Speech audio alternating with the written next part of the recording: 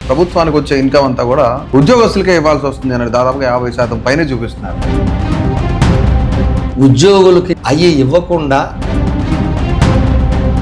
ప్రతి లెక్క రాష్ట్రం చెప్పాల్సింది. అంత తక్కువ ఆదాయంలో ఇంత ఖర్చు అని చెప్పాలి. ఇది తప్పు కాదా? ప్రభుత్వాన్ని పదే పదే ఇబ్బంది పెట్టి ప్రయత్నం చేస్తారు. బ్లాక్ మెయిల్ చేసే పరిస్థితులు కూడా వస్తున్నారు. ఈ రాష్ట్రంలో ప్రజలకు ఏ న్యాయం ఎవరు కావాలన్నా కూడా బ్లాక్ మెయిల్ లెక్కనా? కానీ మీరు అడిగే డిమాండ్లు అన్నీ కూడా ప్రభుత్వానికి ఆర్థిక భారం అన్నట్లు ప్రభుత్వం చూపిస్తుంది. ప్రభుత్వ ఉద్యోగుల్ని భారం కింద భావిస్తున్నారా? మీకు రావాల్సిన 5 డిఏలు ఎవరెవరి కాలంలో ఎంతకాలం నుంచి ఉన్నాయి? తెలుగుదేశం ప్రభుత్వం పోతూ 2014-19లో జగన్మోహన్ రెడ్డి గారు పాదయాత్రలో చెప్పి ప్రభుత్వం రాగానే 2 ఏళ్ళు అయినా దాటినా కూడా మీరు ఎందుకు కనీసం పిఆర్సీ కమిషన్ వేయలేకపోయారు? ఈ జేఏసీ సంఘాల నాయకులకి కాస్త ఏమీ పని ఇవ్వట్లేదా? ప్రభుత్వాల పైన పదే పదే బురజాలట. మరి ఖర్చు ఎక్కువైంది జాబ్ క్యాలెండర్ ఎందుకు ఇస్తున్నారు మీరు? గవర్నర్ గారు ఊరికి కూర్చో ఉంటారు. మేనిఫెస్టోలో వాళ్ళు పెడతానన్నవి కానీ అనుకున్నవి కానీ మీరు కోరుకున్నవి కానీ 1% అయినా జరిగిందా? 1% కూడా లేదు. ఆగస్టు 15 వరకు డెడ్ లైన్. మళ్ళీ పెద్ద ఉద్యమం ఏమైనా చూడొచ్చా మనం? ప్రభుత్వాన్ని ఎన్ని అవకాశాలు ఇచ్చాం? ఈ 3 ప్రభుత్వాల్లో ఉద్యోగస్తులకి కాస్త కూస్తో మంచి చేసిన ప్రభుత్వం. మేము రావటం కూడా త్యాగం చేశాం. అడ్డగోలుగా వచ్చేయమన్నాడు. తలడిల్లిపోయాం, బాధపడ్డాం. కూటమి ప్రభుత్వాన్ని కోరుకున్నారు. వాళ్ళు ఇచ్చింది చేసింది ఏందనేది అందరికీ తెలుసు. పక్కన తెలంగాణ రాష్ట్రం, మేము వాళ్ళ అన్నదమ్ములు కలిసి ఉన్నాం నిన్నటిదాకా. మాకన్నా అదనంగా జీతం తీసుకున్నారు. 15 తర్వాత మీ భవిష్యత్తు కార్యాచరణ ఏంటి?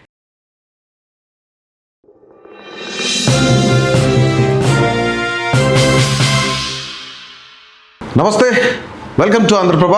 ఈరోజు మనతో పాటు ఇంటర్వ్యూలో ఒక ఉద్యమ నాయకులు, ఏపీఆర్ఎస్ఏ రాష్ట్ర అధ్యక్షులు, ఏపీజేఏసీ అమరావతి చైర్మన్ మనతో ఉన్నారు, బొప్పరాజు వెంకటేశ్వర్లు. మాట్లాడదాం సార్. నమస్తే. నమస్తే సార్. సార్ ఎలా ఉన్నారు? బాగానే సార్. సార్, రీసెంట్గా ప్రభుత్వం ఒక శ్వేతపత్రం రిలీజ్ చేసింది. ఈ శ్వేతపత్రంలో ప్రభుత్వానికి వచ్చే ఇన్కమ్ అంతా కూడా ఉద్యోగస్తులకే ఇవ్వాల్సి వస్తుంది అనేది దాదాపుగా 50% పైనే చూపిస్తున్నారు. ఏంటి దీనిపైన ఒక ఉద్యమ నాయకులుగా, ఉద్యోగ సంఘాల నాయకులకి ఏం చెప్తారు? 50% పైన కాదు, 100% చూపిస్తున్నారు. మా బాధ ఏమంటే ఉద్యోగులకి న్యాయబద్ధంగా ధర్మబద్ధంగా రావాల్సినటువంటి ఏదైతే జీతంలో భాగాలైనటువంటి మా డిఏలు, మా పిఆర్సీలు, మా సరెండర్ లీవులు, మా ఎర్రన్ లీవులు, మా గ్రాట్యుటీలు అవి ఇవ్వకుండా గత ప్రభుత్వం 30,000 కోట్లు పెట్టిపోయిందయ్యా. మళ్ళా మీరు కూడా 25,000 కోట్లుగా దగ్గరకు వస్తున్నారు. పోటీపడి మీరు బకాయిలు పెట్టేస్తుంటే రేపు పొద్దున మా కుటుంబాలు ఏమైపోవాలి? చనిపోతే ఒక ఉద్యోగి కానీ, ఒక రిటైర్ ఉద్యోగి కానీ ఎంత బకాయి ఉందో కూడా కుటుంబ సభ్యులకు తెలియదు. బిల్లు వేసే దిక్కు లేదు. గతంలో మాదిరి బిల్లులు మేము వేసుకునేది కాదు. ఇప్పుడు సెంట్రలైజ్ చేసి సిఎఫ్ఎంఎస్లో పెట్టుకొని ఇవ్వాలో లేదో మీరు డిసైడ్ చేసే స్థితిలో ఉంది. కాబట్టి అవన్నీ లెక్కలు చెప్పండి అని మేము అడుగుతుంటే తిప్పి ఇట్లా రౌండ్ తిప్పి అసలు ఉద్యోగులకే 100% ఖర్చులు అయిపోతున్నాయి. గత ప్రభుత్వంలో 100% దాటిపోయినాయి. ఇప్పుడు నేను దాన్ని తగ్గిస్తూ 95% చేస్తున్నామని ప్రభుత్వం ఇప్పుడు చెప్తుంది. ఓకే, సరే, మేము కూడా వాస్తవంగా మాకెవరు లెక్కలు చెప్పరు కదా ఇక్కడ, మాకెవరు ప్రభుత్వంలో. సో మేము ఏం చేయాలని మాకు ఇంత దారుణంగా మనం అడుగుతుంది ఒకటైతే, ఈ ప్రభుత్వం మళ్ళా ఇట్లా ప్రజల్లోకి తీసుకెళ్తే ఉద్యోగులందరూ కూడా ఒక్కసారిగా ఏం చేయాలనే పాలుపోదు. అలాగే ప్రజలు కూడా వయమ్మో డబ్బంతా వెలకే పెడుతున్నారనే భావం ఉంటుందని దీనికి అథెంటికేటెడ్ ఏంది అంటే కాగ్, ఇవన్నీ కూడా చట్టబద్ధంగా ప్రతి లెక్క రాష్ట్రం చెప్పాల్సింది కేంద్రానికి. ఓకే, కేంద్రం మెయింటైన్ చేసే కాగ్ నివేదికలు సరిపోతాయి కదా అని కాగులోకి వెళ్ళి మేము మొత్తం వెరిఫై చేశాం. చూస్తే ఇప్పుడు ప్రభుత్వం ఏం చెప్పింది ఆ రోజున 4వ తారీఖున పెట్టినటువంటి శ్వేతపత్రంలో మన రాష్ట్రాన్ని పక్కన 4 రాష్ట్రాలతో పోల్చి చూపించారు. ఓకే. మన రాష్ట్రాన్ని చూపించేటప్పుడేమో స్టేట్ ఓన్ రెవెన్యూ చూపించారు, ట్యాక్స్ అంటే పన్ను, స్టేట్ పన్నుల వరకే చూపించారు. కానీ మిగతా 4 రాష్ట్రాల్లో బాగా తగ్గిపోయింది ఉద్యోగుల ఖర్చు అని అక్కడ వాళ్ళ చూపించిన పర్సంటేజ్ ఏమో స్టేట్ మొత్తం రెవెన్యూలో రిసీట్లో చూపించారు. చూడండి ఎంత విచిత్రమో. ఓకే. అంటే తగ్గించి చెప్పేదాన్ని చెప్పినట్లు. అవును. మందేమో తీసుకెళ్ళి స్టేట్ ఓన్ రెవెన్యూ అంటే కొద్దిగా కనపడుతుంది, అంత తక్కువ ఆదాయంలో ఇంత ఖర్చు అని చెప్పాలి. ఓకే. పక్క రాష్ట్రాలదేమో స్టేట్ రెవెన్యూ మొత్తం చూపించారు వాళ్ళు, ట్యాక్స్ రెవెన్యూ అంతా వస్తుంది, దాంట్లో పర్సంటేజ్లు పక్క రాష్ట్రాలు చెప్పినాయి. ఇది తప్పు కాదా? అలా చెప్పకూడదు కదా. రైట్. మేము తీసి చూస్తే ఇదే మాకు స్పష్టమైంది. ఆ లెక్కల ప్రకారం చూస్తే 2025-26 నడుస్తుంది. 25-26లో కాగు లెక్కలు మాకేం తెలియదు, అన్నీ ఆన్లైన్లో ఉన్నాయి. ఎవరైనా కాగులోకి వెళ్ళి చక్కగా state accounts at a glance అని కొడితే అక్కడ రాష్ట్రాలన్నీ వస్తాయి. అన్ని రాష్ట్రాలు వీళ్ళు ప్రభుత్వాల పంపిణీని కేంద్రం అంతా అప్లోడ్ చేసి ఉంటుంది అంతే. అందులో ఓకే. ఎవరెవరికి ఎంత ఖర్చు అనేది, ఆదాయం ఎంత, ఖర్చు ఎంత క్లియర్గా రాసి ఉంటుంది. ఆదాయంలో ఏమేమి ఆదాయాలు ఉన్నాయి, ఖర్చులో ఏమేమి ఖర్చులు ఉన్నాయని స్పష్టంగా రాసి ఉంది.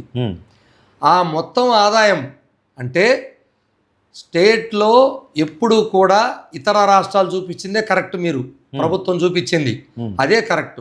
స్టేట్ ఓన్ రెవెన్యూ అని దాన్ని అతి తక్కువ ఉంటుంది మనకి, అది చూపించకూడదు. ఓకే. మొత్తం ట్యాక్స్ అంతా తీసుకుంటే మొత్తం తీసుకోవాలి. సో అది తీసుకోలేదు ఈ రాష్ట్ర ప్రభుత్వం ఆ రోజు చెప్పేటప్పుడు. స్టేట్ మొత్తం ట్యాక్స్ రెవెన్యూ అంటే మన ఓన్ ట్యాక్స్ రెవెన్యూ ప్లస్ మన ద్వారా జిఎస్టీ ద్వారా ప్రతి చోట హోటల్లో కూర్చొని తిన్నా కూడా జిఎస్టీ కట్టాలి కదా మనం, ఏం చేసినా జిఎస్టీ కట్టాలి కదా. ఇదంతా కేంద్రానికి వెళ్ళిపోద్ది. కేంద్రం మళ్ళీ ప్రతి నెల 10వ తారీఖు కల్లా మన అకౌంట్లో పడిపోతుంది. ఓకే. తీసుకోవటమే తప్ప వాళ్ళు మళ్ళీ మన అకౌంట్కి ఎంత పంపాలో చట్టబద్ధత ఉంది, ఏ రాష్ట్రానికి ఎంత పర్సెంటేజ్ అని, దాని ప్రకారం మనకు వస్తుంది. రైట్. ఈ ఓన్ స్టేట్ ట్యాక్స్ వరకే దిద్దాం, పన్నులు ఒకటి, మొత్తం రెవెన్యూ రిసీట్ చెప్పట్లా. ఓకే. ట్యాక్స్ రూపంలో వచ్చే ఆదాయం ఒక్కటి ఎంత అంటే మనకి 25-26లో 1,42,926 కోట్లు. ఇందులో మన ఖర్చు ఎంత? ఓకే.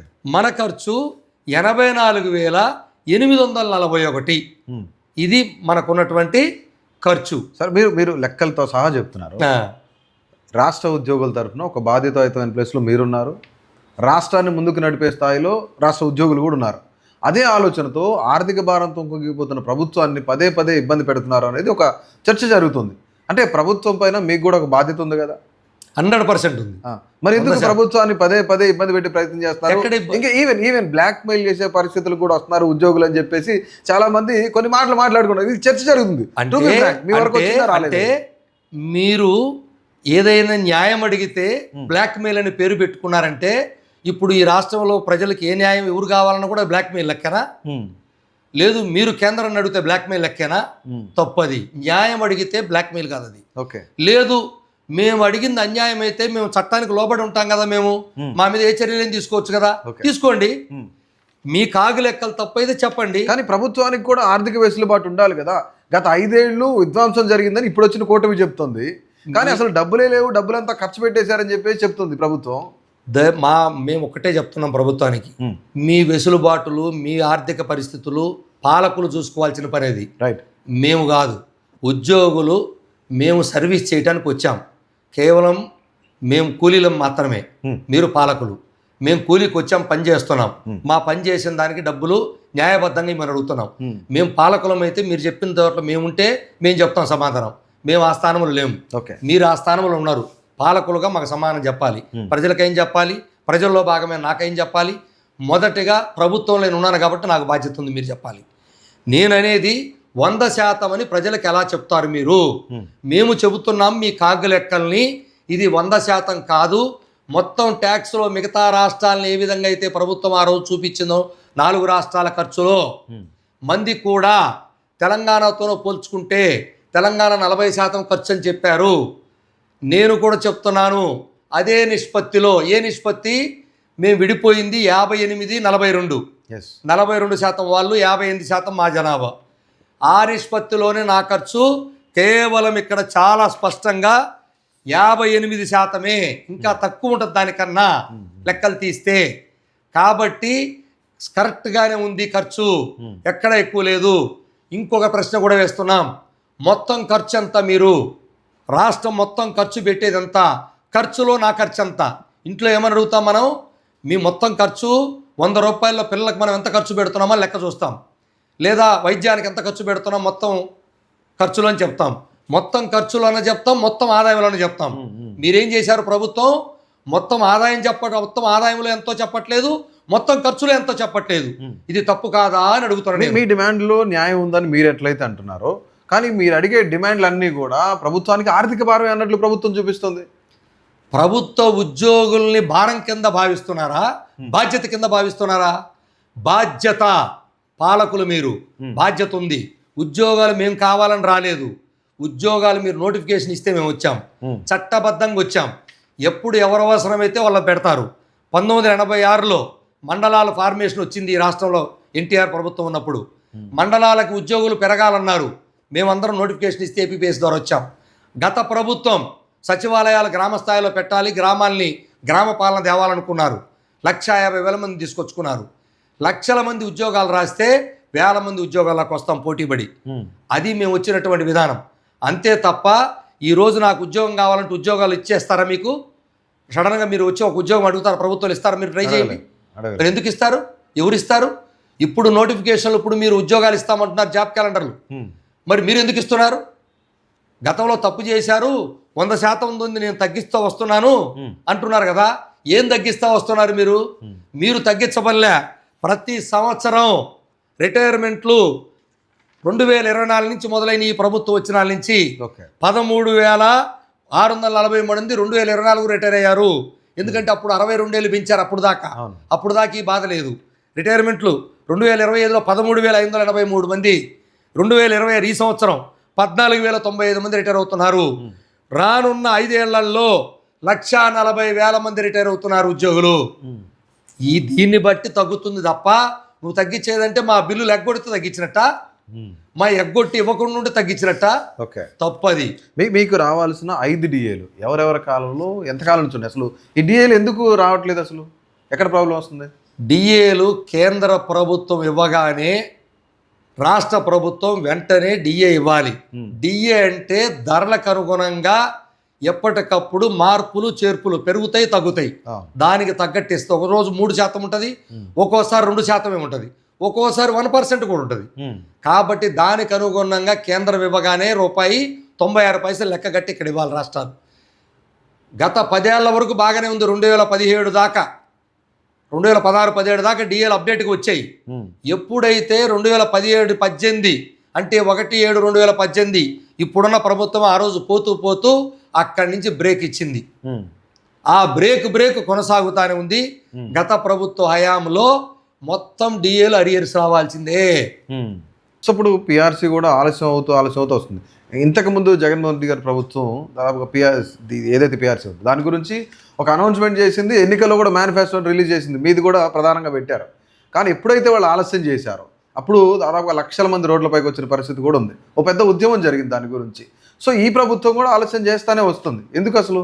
గత ప్రభుత్వ హయాంలో 27% అయ్యారు ఇచ్చారు మాకు ప్రభుత్వం రాగానే. పిఆర్సీ ఆలస్యం అయితే ఇచ్చేదే మధ్యంతర భృతి. మధ్యలో మధ్యంతరంగా అయ్యా నేను పిఆర్సీ ఆలస్యం అవుతుంది, వచ్చేలోపు ఇదిగో ఈ పావలా తీసుకోండి, మీరు లెక్క కట్టిన తర్వాత ఫిట్మెంట్ అంటారు దాన్ని. పిఆర్సీ కమిషన్ ఎంత చెప్తాడో చూసుకొని మనం లెక్కలు కడదామంటారు.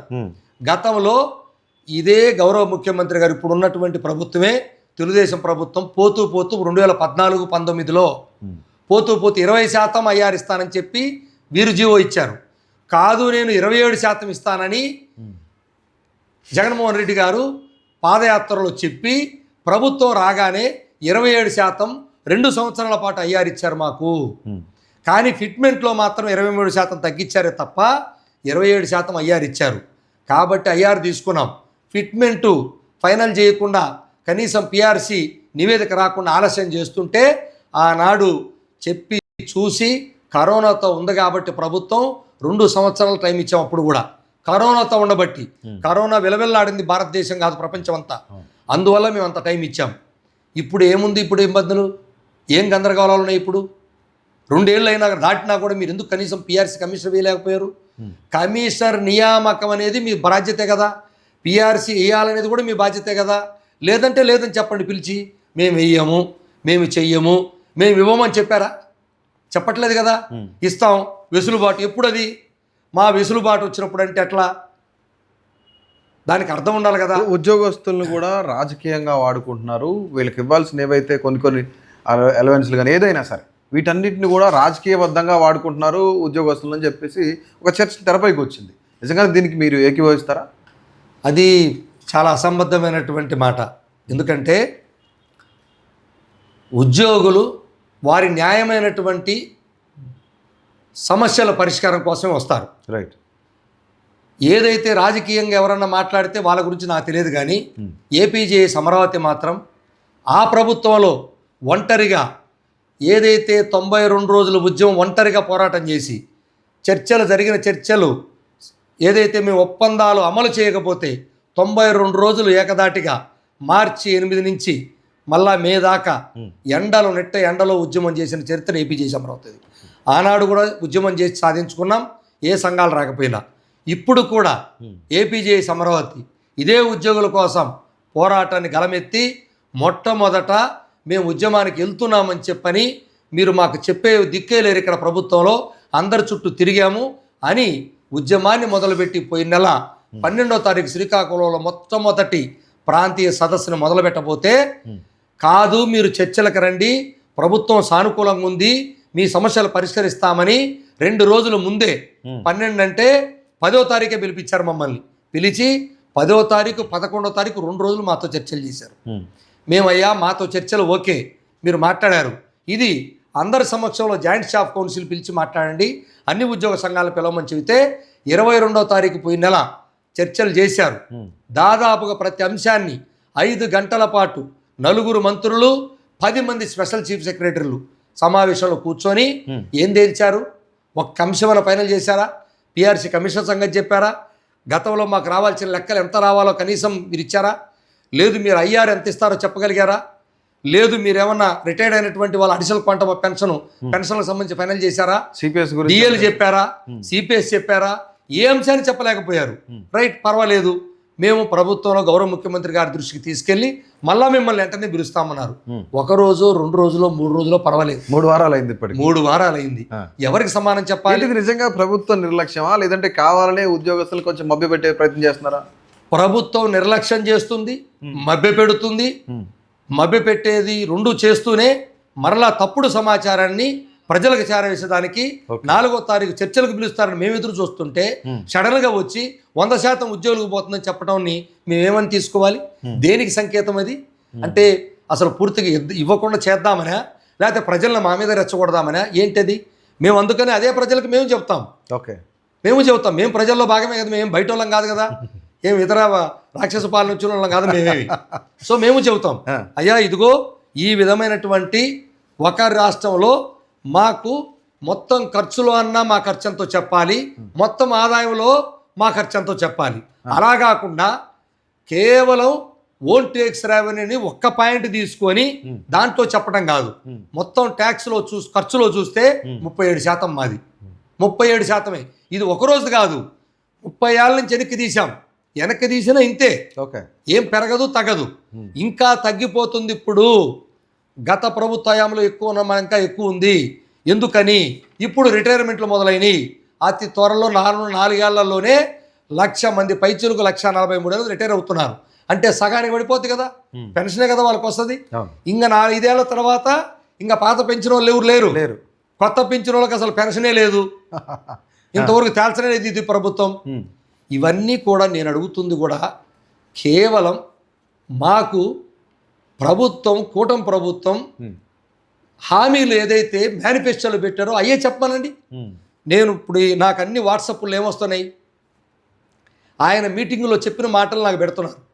నేను అధికారంలో రాగానే మంచి ఐఆర్ ఇస్తాను, మంచి పిఆర్సీ ఇస్తాము, ఎప్పటికప్పుడు డిఏలు ఇస్తాము. సరే, మంచి అనేది పక్కన పెడితే ముందు మిగతా అన్ని వచ్చినాయి. ముందు అదేం రావాలి కదా, అది పక్కన పెడదాం. లేదు, మేము సంక్షేమ పథకాలు రాగానే అవుట్ సోర్సింగ్ వాళ్ళు కాంట్రాక్ట్ వాళ్ళకి ఇచ్చేస్తాం. వాడి సంగతి దేవుడు ఎరుగు, కుటుంబానికి కూడా లేచిపోయినాయి. వాళ్ళ కుటుంబ సభ్యులకు కూడా ఓకే సంక్షేమ పథకాలు రాకుండా ఆపేస్తున్నాయి. మరి దీన్ని ఏమని చెప్పుకోవాలి? లేదు, మా డిఏలు కేంద్రం ఇస్తే ఇక్కడ ఇదే రాష్ట్రంలో పనిచేసే ఐఏఎస్ అధికారులు, ఐపీఎస్, ఐఎఫ్ఎస్లకేమో ఆగమేఘాల మీద పడిపోతుంది. ఆ ఖర్చు కూడా దీంట్లోనే ఉంది. మా ఖర్చులోనే ఆ ఖర్చు ఉంది. మరి వాళ్ళకి ఇటు ఏంటి, మాకు ఇవ్వకపోవడం ఏంటి? ఇద్దరం ఇదే రాష్ట్రంలో పనిచేస్తున్నాం, ఇద్దరిది ఖర్చు ఒకే దాంట్లో ఉంది. ఈ ఖర్చులోనే మొత్తం అందరి మంత్రులు, ఈ తర్వాత ఎమ్మెల్యేలకు ఇచ్చేయి, వాళ్ళకి ఇచ్చే పెన్షన్లు అవి బయటికి చెప్పట్లేదు. మొత్తం చెప్పమానండి, ఈ ఖర్చు ఎవరెవరిదో చెప్పమానండి.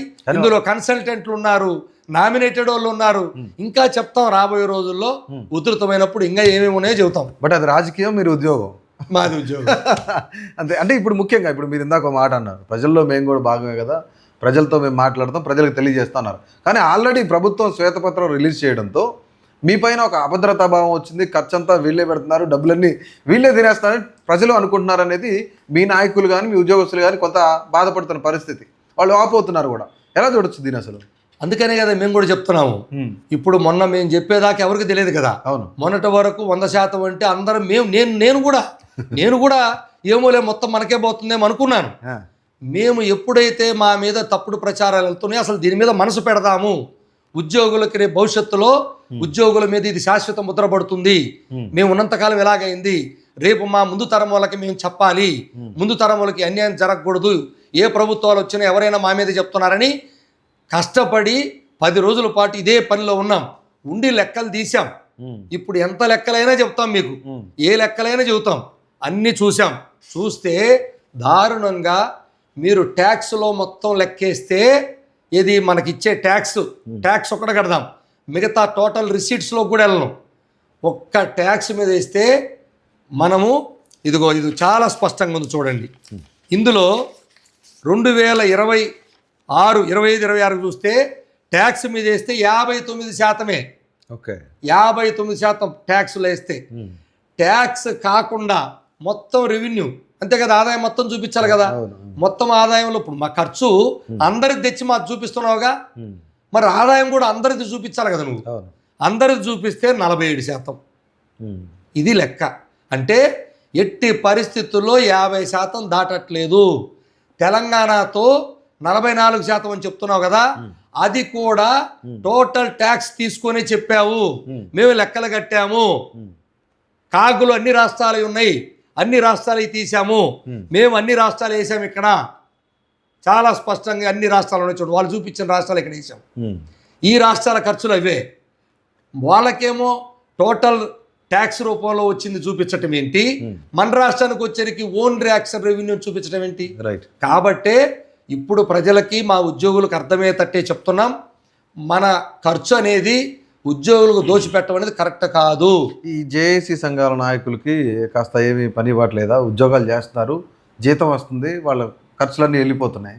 ప్రభుత్వాలపైన పదే పదే బుర్రజల్లటం అంటే, ఎస్పెషల్లీ బొప్పరాజు లాంటి వ్యక్తులు ఎందుకు ప్రభుత్వాల మీద బుర్రజల్లుతాయి? గత ప్రభుత్వం వైసీపీ మీద అదే చేశారు, ఇప్పుడు కూటమి ప్రభుత్వం మీద అడే చేశారని చెప్పేసి ఒక చర్చ జరుగుతుంది. ఏం చెప్తారు దీనికి? ఉద్యోగుల కోసం పోరాటం చేస్తున్నామని చెప్తాను. నిత్యం ఉద్యోగులకు పోరాడు, ఉద్యోగుల పక్షమే ఉంటాను, ఏ ప్రభుత్వ పక్షాన్ని లేను నేను. ఆనాడైనా అదే పోరాటం చేశాము. ఆ రోజు ఆ పోరాటం చేయబట్టే కనీసమైన మేము ఆ రోజు పిఆర్సీని 10 ఏళ్లకు పిఆర్సీ ఇస్తామన్న 5 ఏళ్లకు మళ్ళా ఇలా అన్నీ సాధించుకొని ఒంటరి పోరాటం చేసి 92 దీవోలు తెచ్చుకున్న చరిత్ర కూడా మాకుంది. ఈరోజు మళ్ళా ఇదే ప్రభుత్వంలో మేము రాగానే, మీరు కూడా ఆలోచన చేయండి, రాగానే మేమన్నా ప్రభుత్వం మీద ఉద్యమానికి వెళ్ళామా? 2 సంవత్సరాలు దాటిపోతుంది. ఇంకొక సంవత్సరం ఆగితే మా మీద ధ్యాస కూడా ఉండదు వీళ్ళకి. వీళ్ళు వేరే పనిలో పడిపోతారు. అప్పుడు మా మళ్ళీ పట్టించుకునేది ఎవరు? డిఏలు రాకపోతే అడగరా?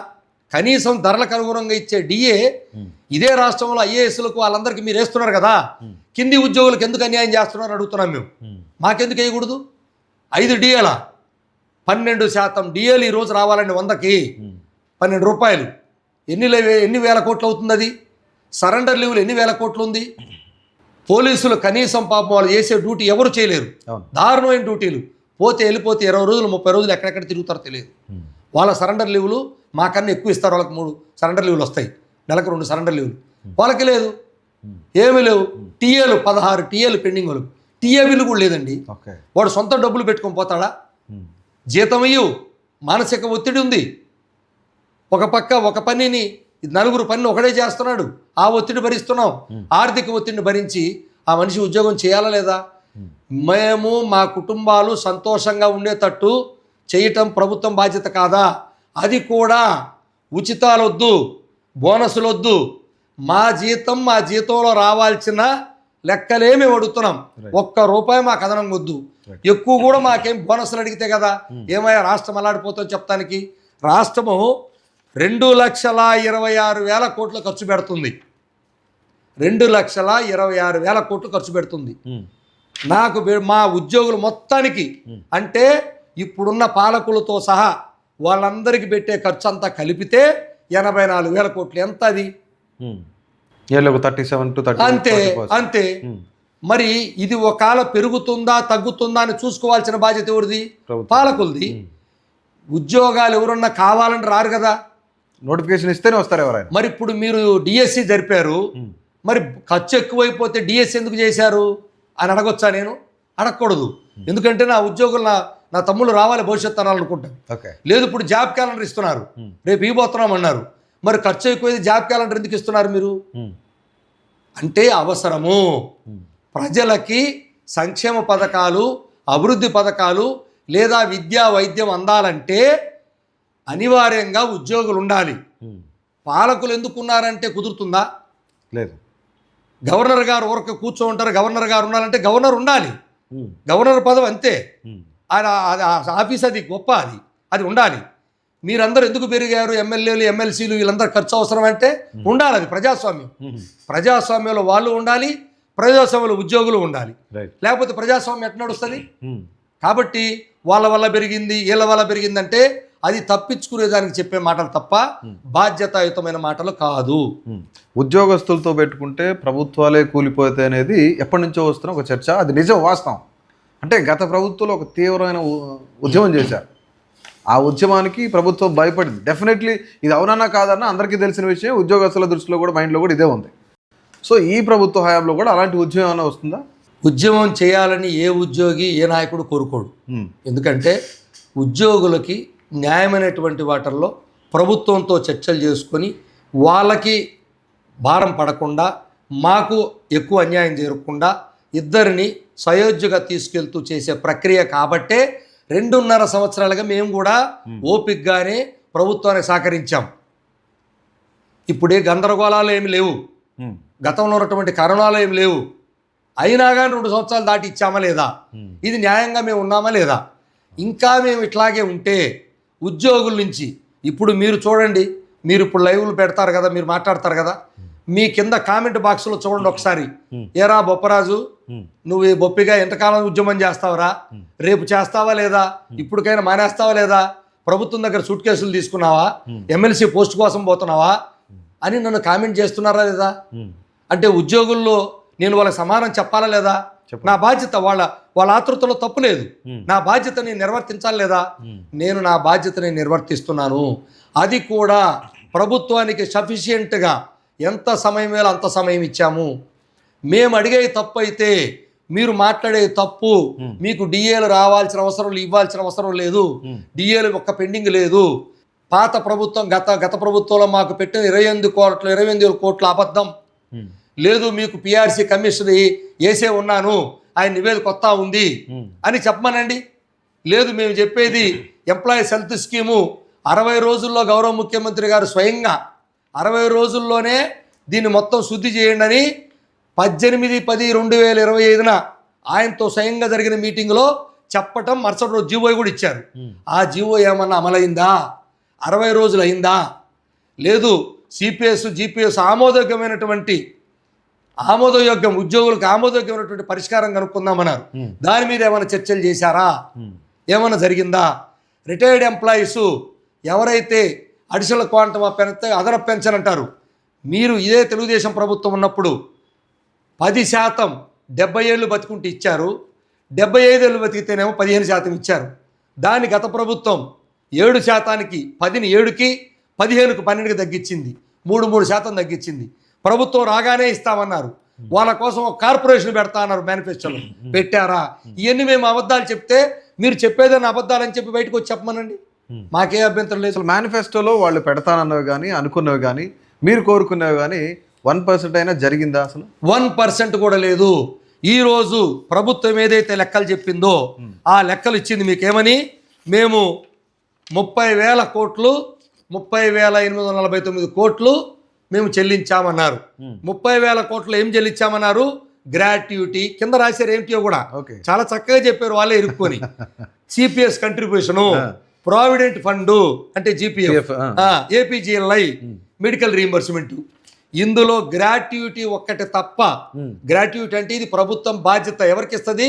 రిటైర్ అయిపోయి 3 ఏళ్ళ నుంచి ఎదురు చూస్తుంటే వాడికి చెల్లించేదంటే వాడు చేసిన సేవకి ఇన్ని మాసాలని గ్రాట్యుటీ లెక్క కట్టిస్తారు, అంతే తప్ప ఇది సర్వీస్లో ఉన్న వాళ్ళకి కాదు.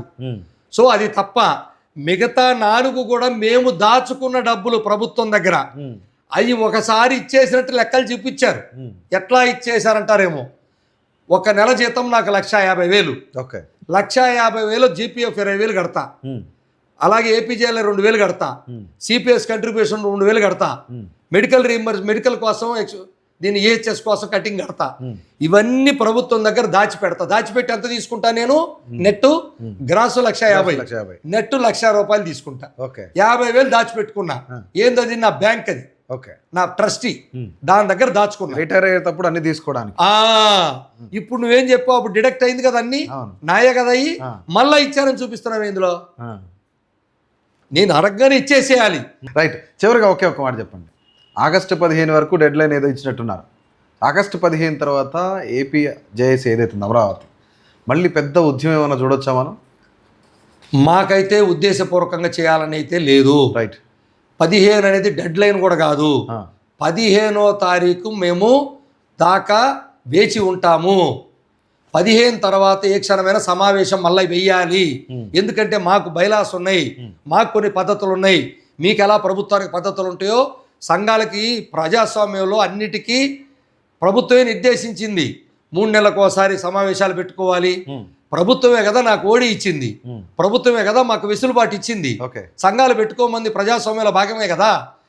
ఐఏఎస్ అధికారుల సంఘాలు లేవా? ఐపీఎస్ అధికారుల సంఘాలు లేవా? జడ్జిలకు లేవా? ఎవరికి లేవు? అందరికి సంఘాలు. పార్టీలు కూడా అది పార్టీ, ఇది సంఘం, అంతే తేడా. సో అందరికీ ఉన్నాయి, అందరికీ బాధ్యతలు ఉన్నాయి. నా బాధ్యతను నేను నిర్వర్తించాలి. ఆ నిర్వర్తించే ప్రక్రియలో భాగంగానే 15 తర్వాత మళ్ళీ మేము సమావేశం అయ్యాలి అనివార్యంగా. ఏసీ నేను సమాధానం చెప్పాలి రాష్ట్రంలో ఉద్యోగులకి. అందుకనే మేము ఎప్పుడు కూడా మా అన్నలు ఎవరంటే సిఐటి ఏఐటిసి మొదటి నుంచి మా ఉద్యోగులకి అండగా నిలబడే వాళ్ళు వీళ్ళు సిఐటి ఏఐటిసి కార్మిక సంఘాలు. ఆ సంఘాలు కూడా సంపూర్ణ మద్దతు ఇచ్చినాయి. వాళ్ళ సహకారంతో మాకు ఒకవేళ ఎవరన్నా ఒకరిద్దరు సంఘాలు మాతో కలిసి రావటం ఇష్టం లేకపోయినా వాళ్ళతో కలిసి వస్తారు. కాబట్టి వాళ్ళ దగ్గరే చర్చ పెట్టేశాం.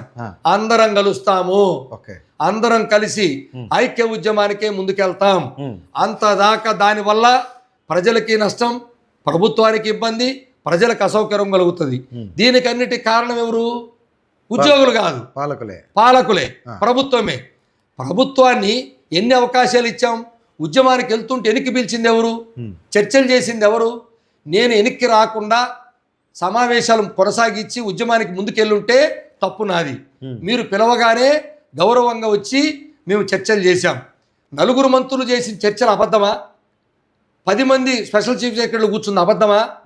మేము వాళ్ళతో చెప్పిందంతా అబద్ధమా? 29 డిమాండ్లు ఇచ్చాం. అయ్యా ఈ చేస్తాము, ఈ చేయలేము, ఈ రోజు చేస్తాం, ఈ రేపు చేస్తాం చెప్పమనండి. ప్రభుత్వానికి ఎప్పుడు ఆ వెసులుబాటు ఇస్తాం మేము, తప్పదు. ప్రభుత్వానికి అనేక ఇబ్బందులు ఉంటాయి. ఇదిగో ఈ ఇబ్బందులు ఇది చేయలేము, ఈ ఇబ్బందులు ఇది చేస్తాము, ఇప్పుడు ఇది తీసుకుందాం, రేపు ఇది తీసుకుందాం అని చెప్పాల్సిన బాధ్యత ప్రభుత్వానికి ఉందా లేదా? డెఫినెట్లీ ఉంటుంది. రైట్. కాబట్టే మేము ఎప్పుడు కూడా ఏదో ఉంటెద్దు పోకళ్ళు బోడవాలి, ఉద్యమాలు చేయాలి, చేస్తే ఏమొస్తుంది? నష్టమే, ఇబ్బంది ఎవరికి? ప్రజలకు నష్టం, మాకు శ్రమ, ఇవన్నీ అవసరం లేదు. ప్రభుత్వం ఫ్రెండ్లీ ప్రభుత్వం అని చెప్పింది. ఫ్రెండ్లీ ప్రభుత్వం అంటే ఎలా ఉండాలి? ఫ్రెండ్లీగా ఉండాలి కదా. అవును. రా కూర్చోబెట్టు, మనం పిలిచావు కదా, సంతోషం. మీ ఉద్యమానికి అనంగా పిలిస్తే మేము సంతోషపడ్డాం. అయ్యో వీళ్ళు అవకాశమే ఇవ్వట్లేదు, కనీసం సమావేశాలు పెట్టుకునేదానికి కూడా అవసరం లేదన్నారు, చాలా అలర్ట్గా ఉంది ప్రభుత్వం, సంతోషపడ్డాం. ఆ సంతోషంలోనే ఉంచండి, పిలవండి, మాట్లాడండి, ఏమి ఇవ్వగలుగుతారో చెప్పండి, మేము అడుగుతాం, ఏమి ఇవ్వలేవో చెప్పండి, అవి ఎప్పుడు ఇస్తారో మేము అడుగుతాం. కనీసం 28,000 కోట్లని మీరే వైట్ పేపర్ 2024 జూలైలో ప్రదర్శించారు, గత ప్రభుత్వం ఎగ్గొట్టిందని. అందులో ₹1 ఏమని ఇచ్చారా? లేదు. ఈ ప్రభుత్వం వచ్చినాక డిఏలు ఇచ్చారా? లేదు. ఈ ప్రభుత్వం వచ్చిన తర్వాత మాకు రావాల్సిన సరెండర్ లీవులు ఇచ్చారా? లేదు. ఎర్రర్ లీవులు ఇచ్చారా? లేదు. ఏ ₹1 సర్వీసులో ఉన్నోడికి లేదు. రిటైర్ అయిన వాళ్ళకి గత ప్రభుత్వంలో రావాల్సిన ఏ పిఆర్సీ అరియర్స్ లేవు, ఏ డిఏ అరియర్స్ లేవు. చచ్చిపోతే మట్టి ఖర్చులు కూడా లేవు ఈరోజు. ఒక్క మాట చెప్పండి. స్టేట్ బైఫర్గేషన్ తర్వాత 2014 నుంచి 2026 వరకు ఇది 3వ ప్రభుత్వం నడుస్తుంది. ఈ 3 ప్రభుత్వాల్లో ఉద్యోగస్తులకి కాస్త కూస్తో మంచి చేయగలిగిన ప్రభుత్వం, చేసిన ప్రభుత్వం ఏదైనా ఉందంటే ఏం చెప్తారు? ఉద్యోగ సంఘ నాయకులుగా చెప్పండి. ఇప్పుడు ప్రభుత్వాలు ఎవరు వచ్చినా, ఇప్పుడు గతంలో 43% ఫిట్మెంట్ ఇచ్చింది ఇదే ప్రభుత్వం. ఓకే. ఈ గౌరవ ముఖ్యమంత్రి గారు ఇచ్చారు, పోటీబడి ఇచ్చారు. 14లో మేము ఇక్కడికి వస్తే మేము రావటం కూడా త్యాగం చేశాం, ఆయన మాకు అలాగే చేశాడు. అడ్డగోలుగా వచ్చేయమన్నాడు, టైం ఉంది 10 ఏళ్ళు. ఆ రోజు తెలంగాణలో హైదరాబాద్లో ఉండేదానికి ఇంకా 10 ఏళ్ళ అవకాశం ఉంది, ఉమ్మడి రాజధాని కూడా అన్నారు. కానీ గౌరవ ముఖ్యమంత్రి గారు ఏం చెప్పారు ఆ రోజున? వద్దు, మనం వెళ్ళిపోయి మన ప్రాంతాలకు వెళ్ళి మన పాలన చేసుకుందాం, మీరు రండి అంటే అర్ధంతరంగా కుటుంబాలు వదిలిపెట్టి వచ్చేసారండి.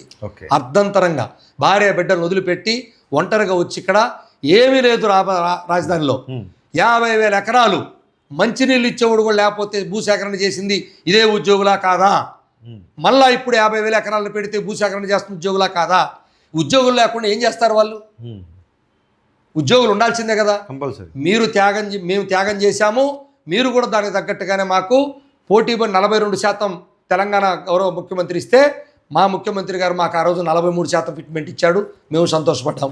రాజధానికి వచ్చినందుకు మాకు ఇక్కడ బ్రహ్మాండంగా అద్దెలకి మీరు తక్కువ దానికి అద్దెలు తీసుకోమన్నారు, మేము ఇచ్చారు. రైలు మాకు వచ్చిపోయేదానికి ఫెసిలిటీస్ ఇచ్చారు, బస్సు ఫెసిలిటీస్ ఇచ్చారు, 5 రోజుల పని విధానాలను ఇచ్చారు, సంతోషపడ్డాం. మాకెప్పుడు ఇబ్బంది లేదు. కానీ గత ప్రభుత్వ హయాంలో 27% ఫిట్మెంట్, అంటే కొన్ని మంచి ఉంటాయి, కొన్ని చెడు ఉంటాయి. 27% ఫిట్మెంట్, నువ్వు 20% ఇస్తానంటే 27% ఫిట్మెంట్ ఇచ్చాడు. ఎవరైనా కూలి ₹10 ఎక్కువ ఇస్తానంటే ఆడికి పోతాడా లేదా? 27% ఇచ్చాడు. కరోనా వచ్చింది, విలవల్లాడిపోయింది, అయినా మేము విసులుబాటు ఇచ్చేసాము.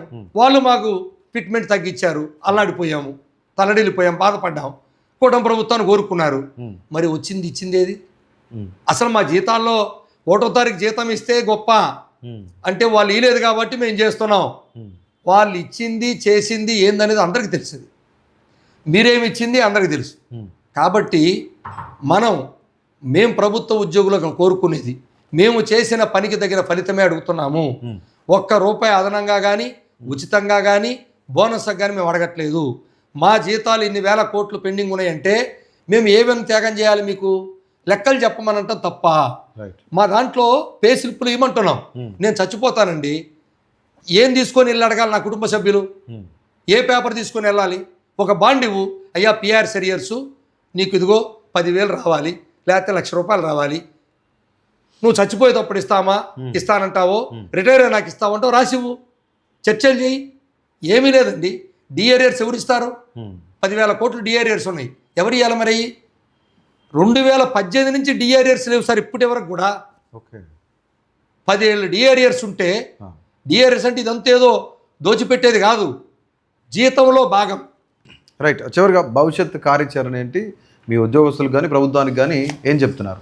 తప్పకుండా ప్రభుత్వం ఇలాంటి లెక్కలు చెప్తూ కాలయాపన చేసేదానికన్నా, రైట్, ఎందుకంటే మేము లెక్కలు చూపించాం, ఇంకా మా దగ్గర లెక్కలు రకరకాలుగా తయారు చేసాం, అన్నీ ఉన్నాయి. ప్రభుత్వ సొంత ఉద్యోగులకే ఆ విధంగా చెప్పకూడదు. ఉద్యోగుల పట్ల ప్రభుత్వంలో భాగం మేము బయట కాదు. మీరే చెప్పారు ఇటీవల చర్చల సందర్భంగా 22వ తారీఖు ఆర్థిక శాఖ మంత్రులు ఏమని చెప్పారు? ప్రభుత్వ ఉద్యోగులకు ఇచ్చే ఏదైనా సరే మేము పెట్టుబడిగానే భావిస్తామన్నాడు. అది కరెక్ట్. మళ్ళీ తిరిగి ఎక్కడికి వెళ్తాయి? ప్రభుత్వానికి రొటేట్ అవుతాయి. మేము కట్టే ప్రతి రూపాయి జీతం రాగానే దేనికి వాడతాం కదా, దేనికో దానికి ఎవరో దానికి వాడేస్తారు. అవన్నీ ఎక్కడికి వెళ్తాయి? ట్యాక్స్ రూపంలో మళ్ళీ ప్రభుత్వం అన్ని ప్రభుత్వానికి చేరతాయి. నాకు ఏది ఇచ్చినా మళ్ళీ ఎవరి దగ్గర చేరతాయి? నీ దగ్గర చేరతాయి. ఈ రాష్ట్రంలోనే మేము పెట్టుబడులు పెడతాం ఒకవేళ పెట్టినా, ఎందుకంటే నా స్థాయి అది. మా అయితే నా ఊర్లో కొనుక్కుంటా, లేదంటే నేను ఉండే చోట కొనుక్కుంటా. నేను వేరే రాష్ట్రాల పోను, వేరే దేశాలు అసలు అంతకన్నా పోలేదు. రైట్.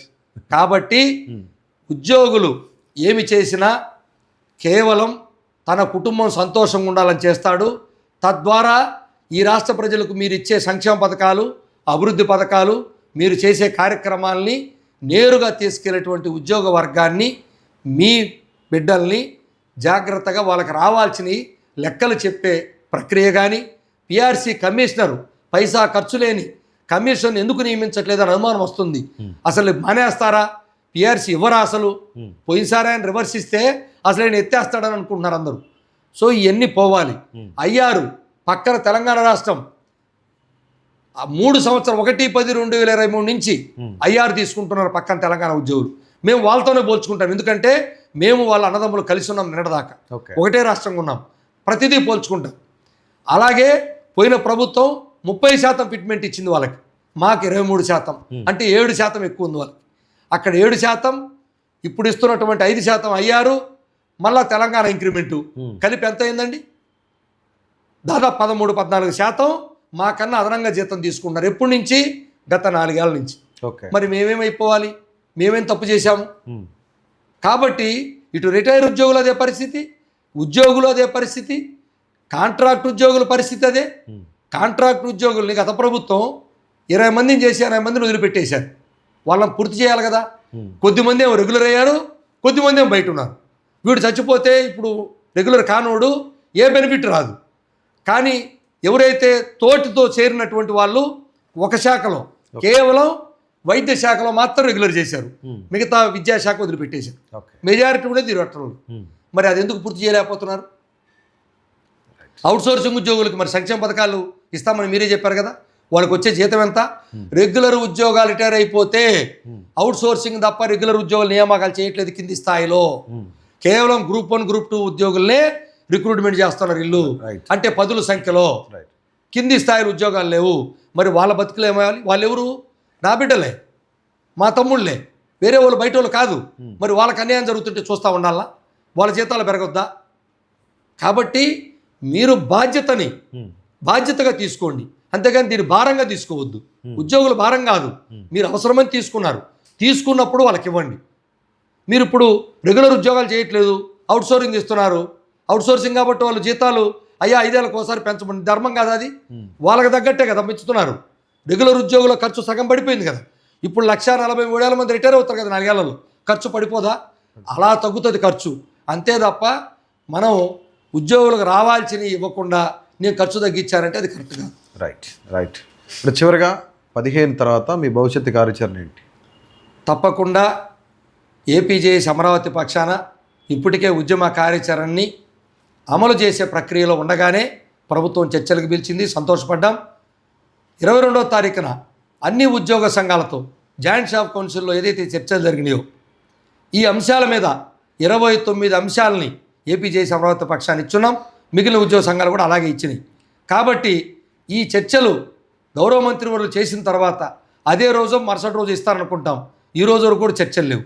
కాబట్టి ఆ అంశాల మీద ఈ మధ్యలో ఇలాంటి మీ మీద ఎంత ఖర్చు పెడుతున్నాం అంత ఖర్చు పెడుతున్నాం అని ఉద్యోగులకి, ప్రభుత్వానికి, ప్రజలకి గ్యాప్ రాని వచ్చేటువంటి కార్యక్రమాలు చేయకుండా ఏమి ఇవ్వగలుగుతారో, ఏమి ఇస్తారో దయచేసి వెంటనే వీలైన త్వరగా 15 లోపే చర్చలకు పిలిస్తే మేము సమావేశాలు వేసుకొని అదే చర్చల్లో సంతోషాన్ని వెలుపుచ్చుతాం. మాకేముంటుంది? కాబట్టి 15వ తారీఖు లోపు మీరు చేస్తే ఆ తదనంతరం మేము సమావేశం వేసుకోవాల్సిన అవసరం టెక్నికల్గా మేము ఉద్యోగులు అందరికీ హామీ ఇచ్చున్నాం కాబట్టి విధిగా, ఎందుకంటే ఇప్పటికీ ఉద్యమ కార్యాచరణ ఉన్నాం కాబట్టి. లేకపోతే వేరే విషయం. ఉన్నప్పుడు మేము వాళ్ళకి బాధ్యతగా చెప్పాలి, అయ్యా ఇది చేయగలిగాం, ఇది రాగలిగాం, ఇది ఇయలేకపోతున్నాం చెప్పాల్సిన బాధ్యత మా మీద ఉంది. కాబట్టి మేము ఆ తేదీని చెప్తున్నాం తప్ప ఏదో ప్రభుత్వానికి డెడ్ లైన్ లాగా ప్రభుత్వాన్ని బెదిరిద్దామని, బ్లాక్మెయిల్ చేద్దామని కానే కాదు. ప్రభుత్వం ఇస్తేనే మేము తీసుకోవాలి. కాబట్టి అది సమావేశాల్లో భాగంగానే భావించండి, అది డెడ్ లైన్లు కాదని తెలియజేస్తూ 15 తర్వాత ప్రభుత్వం ఈరోజు స్పందిస్తుంది. లేదంటే 15 తర్వాత ఏదో ఒక రోజు సమావేశం వేసుకొని మేము కలిసి వచ్చేటువంటి ఇతర సంఘాలను కూడా కలుపుకొని మేము ఉద్యమ కార్యాచరణకి, ఎందుకంటే మాకున్నది నేర్పినది ఒక్కటే, ఈయనప్పుడు బిడ్డ ఏడుస్తాడు, ఏదో ఒక రోజు పిలిచి మళ్ళీ సముదాయ స్థానం చూస్తారు. కాబట్టి అదే ప్రక్రియని మేము చేయడానికి ముందుకెళ్తామని చెప్పి తెలియజేస్తున్నాం. రైట్. సో ఇది ఈరోజు ఇంటర్వ్యూ. మరొక ఇంటర్వ్యూలో మరొక ముఖ్యమైన నేతతో కలుద్దాం. అంతవరకు సెలవు. నమస్తే. Thank you.